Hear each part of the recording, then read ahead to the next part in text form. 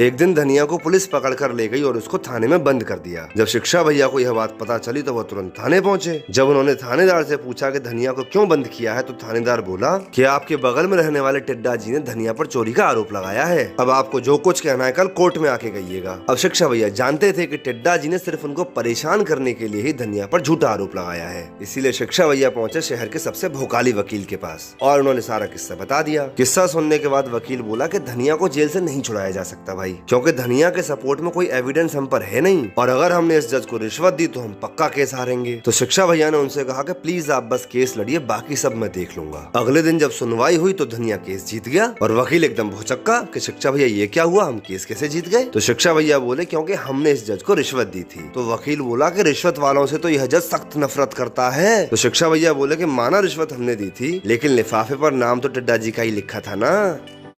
तो एक बार दो दोस्त जंगल में सफर करने के लिए जाते हैं, जिसमें से एक का नाम होता है हर्षित और दूसरे का नाम होता है फरदीन। पर उन्हें सफर करते करते सुबह से शाम और शाम से रात हो जाती है और इस सफर के बीच वो दोनों काफी ज्यादा थक जाते हैं और वो दोनों सोचते हैं कि यार अभी तो हम दोनों काफी ज्यादा थक चुके हैं, तो आगे का सफर कल करेंगे। और वो दोनों वही जंगल के बीच में टेंट लगाकर सो जाते हैं। फिर बहुत टाइम के बाद आधी रात को 1 बजे अचानक से हर्षित की नींद खुलती है और उसे एकदम साफ आसमान दिखाई देता है।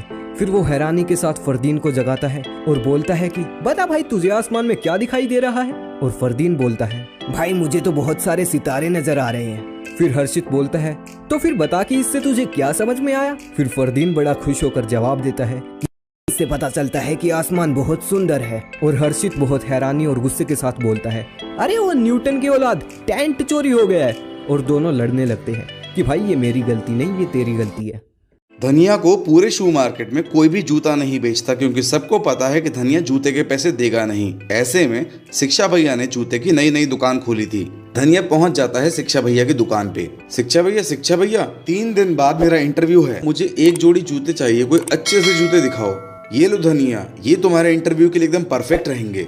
जूते पहन के धनिया बहुत खुश होता है। शिक्षा भैया अभी तो मैं पैसे लाया नहीं हूँ, मैं पैसे कल दे दूंगा जूते के।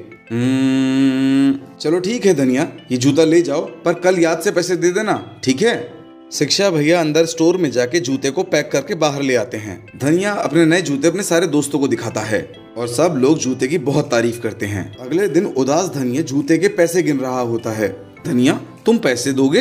अबे यार शिक्षा भैया ने राइट शू 6 नंबर का और लेफ्ट शू 8 नंबर का दे दिया भाई, और राइट वाला जूता मेरे पैर में आ नहीं रहा, और सबको मैंने दिखा दिया कि ये ही जूता खरीदा है मैंने।